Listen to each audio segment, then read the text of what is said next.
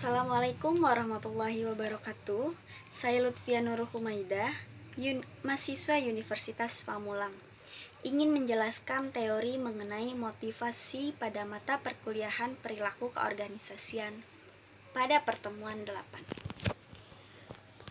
Pengertian motivasi adalah proses yang menjelaskan intensitas, arah, dan ketekunan seorang individu untuk mencapai tujuannya. Kata motivasi berasal dari motif yang artinya sebuah dorongan.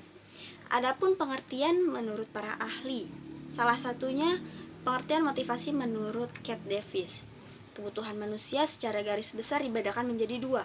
Yang pertama, kebutuhan fisik pokok, dan yang kedua adalah kebutuhan sosial psikologis.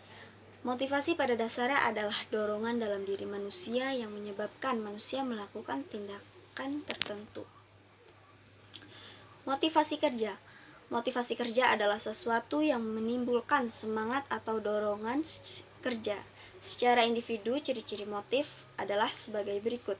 1. Motif majemuk. Pada suatu organisasi, di dalamnya itu tidak mungkin beberapa orang mempunyai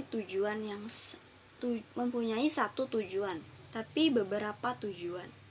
Yang kedua adalah motif dapat berubah-ubah.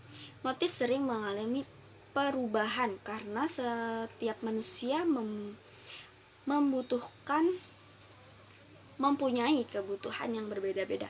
Yang ketiga adalah motif berbeda-beda bagi individu. Dua orang yang melakukan pekerjaan yang sama bisa jadi mempunyai motif yang berbeda di masing-masingnya. Unsur-unsur dalam motivasi. Yang pertama ada intensitas, yang kedua ada arahan, dan yang ketiga ada kegigihan. Timbulnya motivasi seseorang. Proses timbulnya motivasi seseorang. Yang pertama ada kebutuhan yang belum terpenuhi. 2. Mempunyai kemampuan, keterampilan, dan pengalaman. 3. Menggapai prestasi. 4. Imbalan. Dan yang kelima pencapaian tujuan. Faktor-faktor yang mempengaruhi untuk mencapainya suatu tujuan dalam organisasi. Yang pertama, faktor individu, dan yang kedua, faktor organisasi. Bagaimana memotivasi karyawan? Berikut beberapa cara yang dapat dilakukan untuk memotivasi karyawan. Antara lain 1. Melibatkan atau berpartisipasi dalam pengambilan keputusan. 2. Upah variabel atau berdasarkan kinerja yang dihasilkan oleh karyawan. 3. Tunjangan fleksibel. 4. Upah berdasarkan keterampilan, dan kelima upah yang adil. Di sampingnya ada motivasi dalam organisasi. Penyebab sering terjadinya masalah kompleks dalam organisasi yaitu karena setiap anggota mempunyai sifat yang unik dari setiap masing-masingnya. 2. Berkembang atas dasar proses belajar. Oleh karena itu sangat dinamis.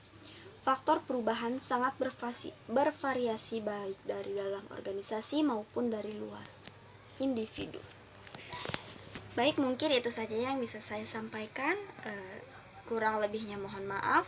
Wabillahi taufiq wal hidayah. Wassalamualaikum warahmatullahi wabarakatuh. Dah.